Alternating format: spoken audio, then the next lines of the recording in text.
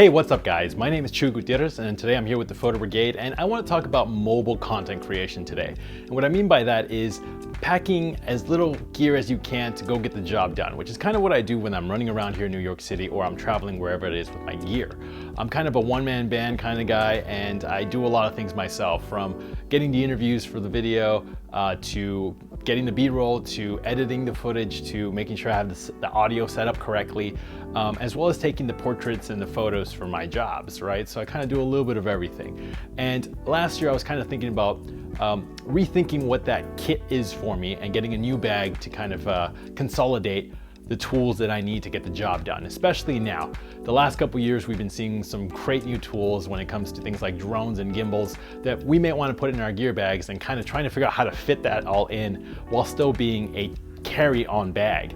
So what I did first was I said, let me find the bag. So I went on Tenba's website. I saw that they had updated the Roadie backpack lineup, which I love. I have a Roadie 22 from the last generation. So I said, you know what, let me find one that will help me travel internationally, at least as a carry-on. So I went on site and I found the Roadie 20. So I picked that one up and I said, all right, so what is it that I'm going to put in this bag?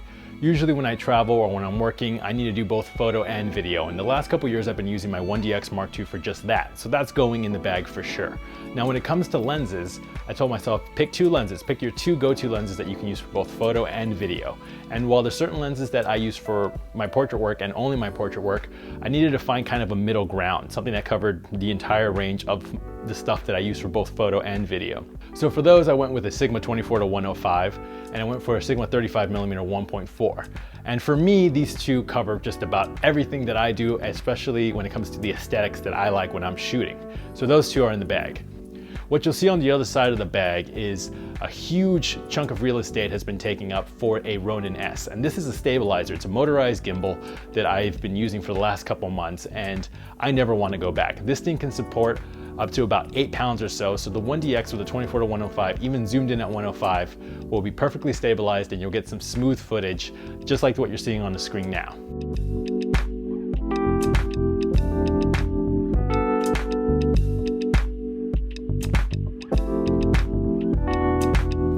On one of the sides, you'll see a small flash. Currently, I have an A1 from ProPhoto in there. This is something I threw in there because when I do portraits here at Brick Oven Studios, I usually always am using studio lighting. And that's no different when I'm shooting outside. I want some sort of fill flash or I want some sort of light added to the scene. And for right now, the A1's doing the job for me.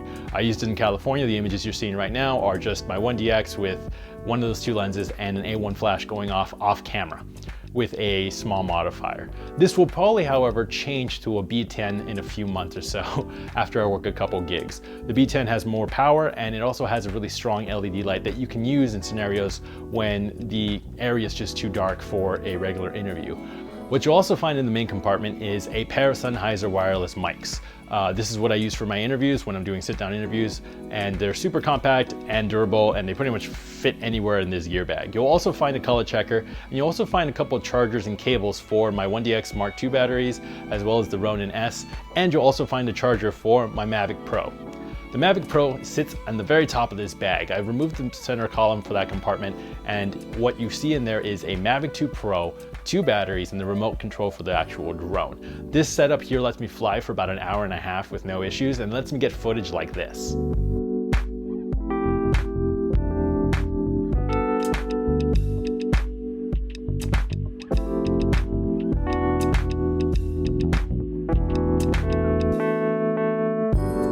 On the inside of the bag, you'll also find some ND filters. You'll find a variable ND filter for my 24-105. You'll also find a step-up ring that I can put on my 35mm to adapt that same filter on the 35mm lens. You'll also find a couple small ND filters for my Mavic 2 Pro.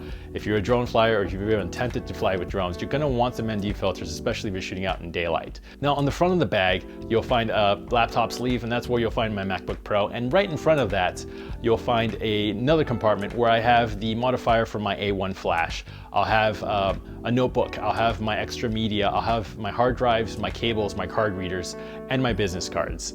On the side of the bag, you'll also find a sleeve for a tripod, and that's what's there. I have a Mi Photo tripod that I use for my sit-down interviews. Sometimes, occasionally, I will also put the Ronin S on top of that tripod for some different pans and tilts that I can't get handheld or I can't get on the Mi Photo tripod since it doesn't have a proper video head. It's made for photo. So with what's in this bag, I can easily get some of the footage that you're seeing on screen right now, from some drone shots out in LA or out in Colorado to some silky smooth footage on the ground with my 1DX Mark II. I'm sure some of you out there or some of you watching this video already have your setup for 2019. Please let us know what kind of gear bags you're using and what kind of equipment you're traveling with. Leave that in the comment section below, and thank you for watching. I appreciate it.